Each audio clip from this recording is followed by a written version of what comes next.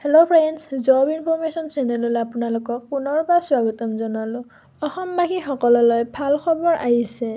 আধাৰ কাৰ্ডৰ বায়'মেট্ৰিক বন্ধ হৈ আছিল কাৰণে বহুতে ৰেচন কাৰ্ড বনাব পৰা নাছিলে।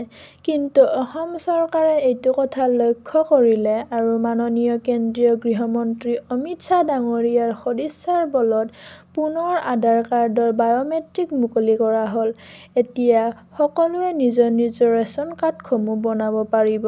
আৰু সকলোকে অনুৰোধ কৰিছোঁ যে ভিডিঅ'টো ভাল লাগিলে লাইক কৰিব, শ্বেয়াৰ কৰিব, কমেণ্ট কৰিব আৰু প্লিজ ছাবস্ক্ৰাইব কৰিবলৈ নেপাহৰিব। এতিয়া প্ৰায় প্ৰতিটো কামতে প্ৰমাণীকৰণৰ আধাৰ হৈ পৰিছে। সেয়ে এই কাৰ্ডৰ প্ৰয়োজনীয়তা সৰ্বাধিক।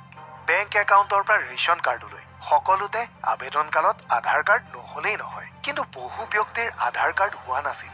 বায়'মেট্ৰিক বন্ধ হৈ থকাৰ কাৰণে ৰীনা পুৰকায়স্থও আছিল এই সমস্যাৰে জৰ্জৰিত এগৰাকী আই মাতৃ। কিন্তু মাননীয় কেন্দ্ৰীয় গৃহমন্ত্ৰী অমিত শ্বাহ ডাঙৰীয়াই শেহতীয়াকৈ দিলে সুখবৰ। মুখ্যমন্ত্ৰী ডক্টৰ হিমন্ত বিশ্ব শৰ্মাৰ তৎপৰতাত মুকলি কৰি দিয়া হ'ল আধাৰৰ বায়'মেট্ৰিক।